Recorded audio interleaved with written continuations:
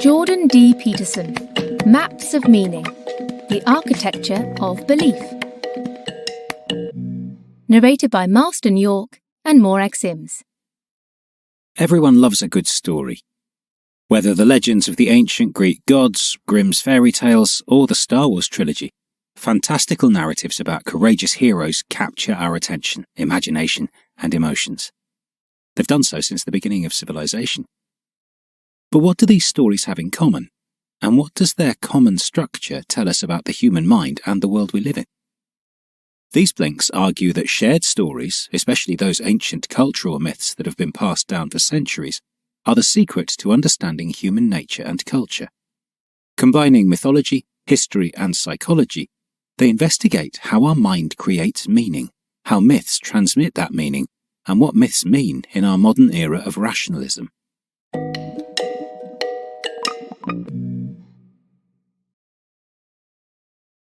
Blink 1 of 9. If you place a rat in a new cage, its first reaction is to freeze. The rat is afraid, and understandably so. After all, grave danger could lurk in this new unfamiliar territory. Only slowly will the rat begin to explore its new surroundings, sniffing, licking, and scratching its way through the cage. The more it gets used to the new environment, the calmer it becomes. Humans are much more complex animals than rats, but we navigate the world in a similar way. The key message here is, humans explore their environment out of a fear of the unknown. For humans, just as for rats, the world is divided into two parts, the known and the unknown. The known is the familiar cage.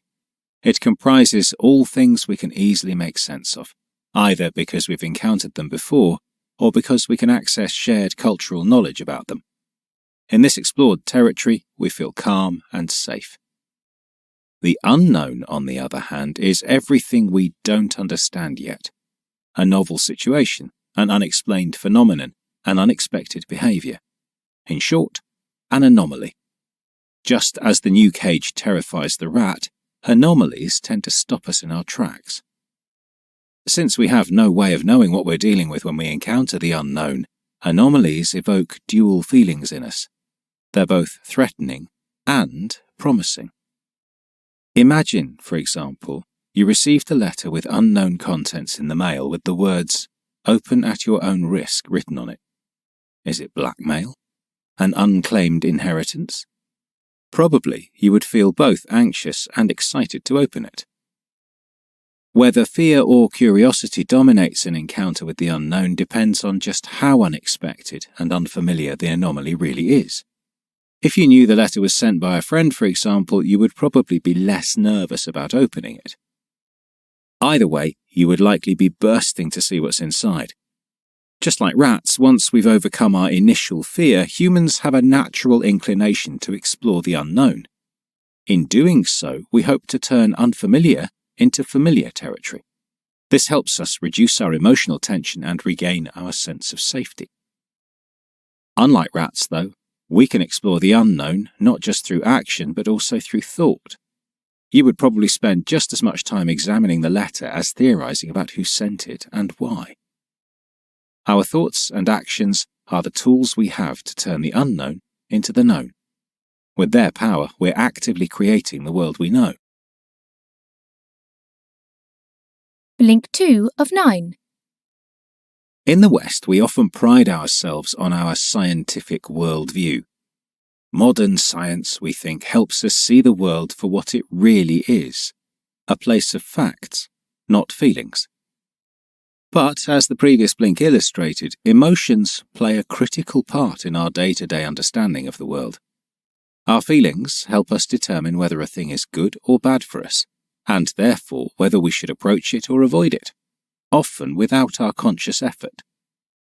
The key message here is, stories help us navigate the world as a place of meaning. Whether it's the partner you love, the job you hate, or the chocolate you crave, the meaning you derive from these things stems from the emotions you have towards them. The emotional or affective meaning of a thing is dependent on your current goals and preferences, as well as your social and cultural context. The affective meaning a piece of cheesecake has to you, for example, depends not only on whether you like cheesecake or not, but also on whether you're on a diet, and whether that piece of cheesecake is offered to you by your grandma or by a stranger on the street.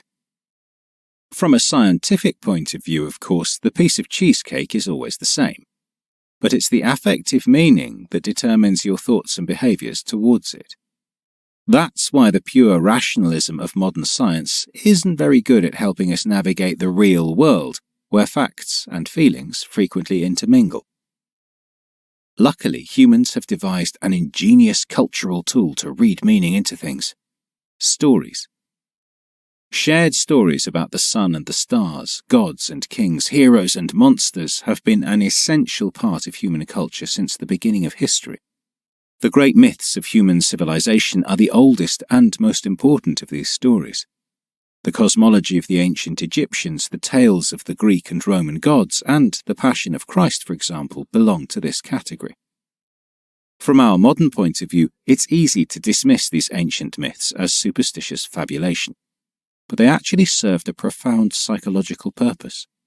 By providing a narrative about the origin of the cosmos, the creation of man and the forces of nature, these shared stories gave meaning to huge parts of human experience that would otherwise have been unexplainable. In ancient Mesopotamia, for example, people believed that the great hero Marduk created the cosmos from the pieces of Tiamat, the dragon of chaos and mother of all life. Before Marduk slayed Tiamat, she created 11 species of monsters to aid her in battle, among them vipers, lions, and storm demons. This creation myth helped Mesopotamians explain some of the more unpleasant facts of life, such as storms and snake bites. In this way, myths turned the unknown into something a little more familiar and a little less frightening. Blink 3 of 9. Myths are not simply pre-scientific nonsense. They are valid and valuable tools for navigating the world. Given our shared human nature, it's perhaps no surprise that these tools have some universal characteristics. Whether the Mesopotamian creation myth, the story of the Egyptian gods Horus, Isis, and Osiris, or the Passion of Christ, across cultures, myths describe the story of the Way, a brave hero's journey into the unknown and their triumphant return. The key message here is, all myths follow the same basic structure. In most myths, the unknown is the primal, all-encompassing force of nature from which all of life originates. This creative and destructive force is often represented as feminine. In the Mesopotamian creation myth, for example, the unknown is represented by the ferocious mother dragon Tiamat, whose pieces form the basis of the cosmos. In the creation myth of the Sumerians, it's the sea goddess Namu who gives birth to the earth and the sky. We can call this mythical archetype of the unknown the Great and Terrible Mother. The great and the terrible side of Mother, representing the threatening and promising aspect of the unknown, are sometimes incorporated into different characters. The Terrible Mother, for example, often appears as a monster, a storm, or an evil stepmother. The Great Mother is often represented as a hidden treasure, a magical place, or a fairy godmother. The Great and Terrible Mother is opposed by the Great and Terrible Father. He represents the explored territory of culture and all the structures humans have erected to protect themselves from the unknown. In mythology, he is often personified as an old king. Sometimes this king is wise, just, and protective. This is the great aspect of culture. But sometimes he is stuck in his ways, tyrannical and oppressive. This is the terrible aspect of culture. Finally, there's the hero of the story, caught between the forces of the unknown and the known. Mother and father, nature and culture. The hero is the creative explorer who bravely ventures into the unknown, defeats the negative aspects of nature and culture, and unites the positive ones. Think of the Egyptian god Horus, who ventures into the underworld to rescue his father Osiris, so the two can reclaim the throne from his evil uncle Seth and restore order to Egypt. As we'll see in the next blink, the hero is a powerful role model for human behaviour. Blink 4 of 9. It's no coincidence that the characters in ancient myths are often kings, queens, and princes battling for the throne. Many cultures used myths to justify the authoritarian power of their ruler. The Mesopotamian emperor, for instance, was thought to be an emissary of the mythical hero Marduk. But myths didn't simply legitimize power, they also provided templates for how that power should be used. Just as Marduk did when he constructed the cosmos from the pieces of Tiamat, the job of the Mesopotamian emperor was to create order from chaos. Here's the key message. Myths provide a model for how society should work and how individuals should behave. Many myths grapple with the dual aspect of the unknown, the creative versus the destructive power of the great and terrible mother. But many also tell of a battle between the dual aspects of culture, the protective versus the tyrannical side of the great and terrible father. Often these different aspects are represented by different generations of kings or gods. In Egyptian cosmology, for example, the divine king Osiris represents the overly traditionalist side of the terrible father. Osiris isn't a tyrant, but he's too stuck in his ways to recognize the evil in his brother Seth, who later kills him to claim the throne. The hero of the story is Osiris' son Horus, an updated version of the old king. Horus ventures into the underworld to bring back his father. He finds him blind and lends him one of his eyes so he can see again. Together, father and son emerge from the underworld to reclaim the throne. The story of father and son is a great lesson on the fine balance between tradition and innovation a culture must strike to survive. But myths didn't just serve as models for society, they also provided guidelines for individual behavior. The hero's courageous act of creative exploration sets an example for how to conquer the unknown, not by hiding or running away, but by facing the challenge. Often, the hero is opposed by an evil counterpart who demonstrates how not to behave. Horus's evil uncle Seth, for example, demonstrates a cowardly disrespect for the divine order by killing Osiris, a mistake for which he is later punished.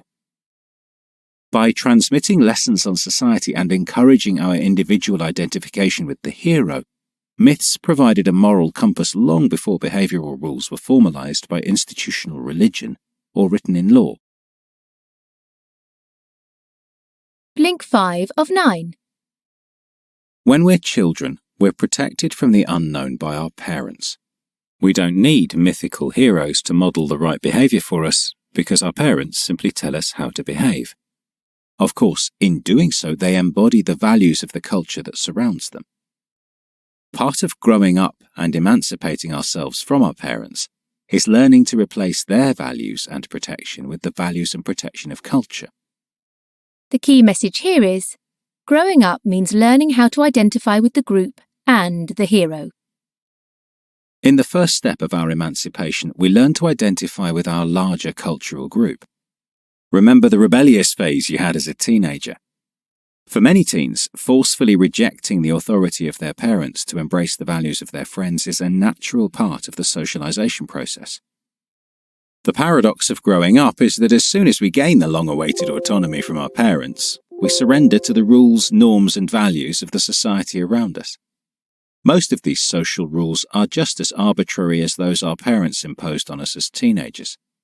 In the West, for example, every adult is expected to learn a specialized profession such as lawyer or plumber. There's no reason why this needs to be the case. Humans could easily survive without jobs. But these arbitrary social rules are what culture is all about. They provide a framework of meaning for us to operate in, help us divide the world into familiar pieces and therefore keep the unknown at bay. The myths of a culture are an important device for encoding and sharing this framework of rules, norms, and values. However, as adults, our identification with this cultural framework should never be total. Individuals who identify completely and uncritically with the rules of this culture are easily exploited by the tyrannical side of the Great Father. They enable authoritarianism and fascism. This is where myths play another important role. They guard us against uncritical identification with our culture by encouraging individual identification with the hero. The hero always goes his own way, and is not afraid to subvert the power of the great and terrible father if he has to. Nevertheless, the hero is loyal to his fellow humans, and his heroism serves the greater social good. The second step of our emancipation must therefore be to become the hero of our own story. Blink 6 of 9. The existence of the unknown is a fact of life. As humans, we're constantly surrounded by things we don't understand and never will. Culture provides a measure of protection from the chaos of the unknown. Nonetheless, the chaos often finds us when we least expect it. Here's the key message. Anomalies threaten the stability of our psyche and society, and force us to adapt. Unintentional encounters with the unknown can be pretty upsetting for rats and humans alike. But when the unknown anomaly is too big to be integrated into our current view of the world, it can cause a downright crisis. Such revolutionary anomalies can happen on a cultural level, in the form of a natural disaster, a foreign invasion, or a political crisis, for example. Or they can happen on an individual level, in the form of a family death, a career setback, or an uncomfortable realization. Anomalies always force us to adapt. Minor anomalies require normal adaptation, which happens easily and almost automatically. Imagine, for example, you're leaving your office to go to a meeting but find that the hallway elevator is broken. No problem. You'll simply take the stairs on the other side of the floor. You've been wanting to get a little exercise anyway. Major anomalies, however, require revolutionary adaptation. These drastic encounters with the unknown force us to update how we think about ourselves and the world. We might even have to change our goals, values, and behaviors to accommodate them. This can produce a social crisis on the cultural and severe psychological crisis on the individual level. Imagine, for example, that after a successful business meeting, you get a call from your boss. She tells you she's not happy with your overall performance. It seems you've completely misinterpreted the duties of your position. She fires you and suggests you find a different career altogether. This new information rocks your world. Up until a few minutes ago, you'd been imagining yourself as the future CEO of the company. You spend the next few weeks in a depressed daze. Then it dawns on you. You didn't like that job anyway. Now that you think about it, you've always wanted to work with children. Revolutionary adaptation means using anomalies to update our model of the world. If anomalies keep piling up, it's an indication that our model of the world isn't working for us. Blink 7 of 9. Have you ever come across the curious symbol of a serpent eating its own tail? In many cultures, this self-consuming snake, the Ouroboros, is used to represent the original state of the cosmos. It first appeared in ancient Babylon and can be found in various cultures across Africa, India, and Mexico. The Ouroboros represents the primordial state of existence, or pre-existence, where everything is in perfect harmony. The world as we know it has not yet come into being. In this primordial state, chaos and order are one and the same. The unknown and the known have not yet separated because there is no one to know anything. Humans do not exist yet. Here's the key message. Our limitations are the precondition for a meaningful existence. In Christian mythology, the Garden of Eden represents this paradisal state of pre-existence. The first humans in the Garden of Eden, Adam and Eve, are not yet humans in the sense that we understand it today. They don't know death, pain, and sorrow. They don't know much of anything else either. Only after they eat the forbidden fruit of the tree of knowledge do they develop the self-consciousness that distinguishes them from the other animals in paradise. They suddenly realize they've been naked the whole time and scramble to cover themselves with fig leaves. They pay a high price for their new heightened consciousness. For their transgression, God expels them from paradise. This is the point in Christian mythology where the paradisal primordial state is broken. The world separates into life and death, order and chaos, good and evil. It's also the point at which Adam and Eve become truly human. God grants them the divine right and responsibility to figure out how to navigate this new, polarized world. The Christian creation myth shows that our human faults and limitations are the preconditions for our very existence. Think about it. If there was no evil in the world, how could we know what is good? If we could do no wrong, how could we commend ourselves for doing the right thing? And if we never had to die, what would life mean to us? Life cannot exist without death, and good cannot exist without evil. And meaning cannot exist without the polarity between life and death, good and evil. The Christian creation myth teaches us that it's our divine right and responsibility to chart our own meaningful path in this polarized world. Blink 8 of 9. One of the most puzzling features of human nature is our capacity for evil. In today's world, we tend to view evil as a product of a psychological defect, a bad upbringing, or other unjust social or economic conditions. But as German philosopher Hannah Arendt suggested when she contemplated the evil perpetrated during the Third Reich, the truly horrifying idea is that even ordinary people are capable of evil. She calls this the banality of evil. The key message? Evil means rejecting creative exploration, and we're all capable of it. Many myths, and religious myths especially, struggle with the evil inside all of us. Often they do so by personifying it, as the hero's malevolent twin brother, for example, or the old king's conniving advisor. Perhaps the most impressive rendition of evil is found in Christian mythology, in the form of Satan. Satan is an ex-angel banned from heaven for his delusions of grandeur. In mythical and lyrical depictions, he's often associated with intellectual arrogance, ignorance, and deceit, including self-deceit. In Goethe's play Faust, Satan characterizes himself as the spirit who constantly denies. But what is it that Satan denies? In his infinite arrogance and cowardice, the devil denies the very existence of the unknown. Even though it's scary, the unknown itself isn't evil. In fact, as myths teach us, exploring the unknown can bring great rewards and is the source of our growth and knowledge. It's denial of this possibility for growth and knowledge that is the true evil. By rejecting the possibility for creative exploration, Satan represents the anti-hero. He embodies the human tendency to avoid, suppress, and deny anomaly, preventing successful adaptation, growth, and knowledge. He personifies our tendency to seek comfort in blind adherence to culture and tradition on the one hand, and to lose ourselves in self-adulation and indulgence on the other. The first road leads to fascism. Just consider how many Nazis explained the evil they committed by stating they were simply following orders. The second road leads to decadence, a condition in which we lazily deny any responsibility in the current state of the world. Instead of seeking structural explanations for evil, myths help us grapple with the evil inside all of us, and show us what we can do to choose another path. Blink 9 of 9. Facing the unknown is always uncomfortable, which is why humans have devised countless strategies to avoid it. Losing ourselves to ideology is one such avoidance strategy. An ideology is a fixed story about how the world works, or how it should be. A national supremacist, for example, believes in the story that his country is better than all other countries.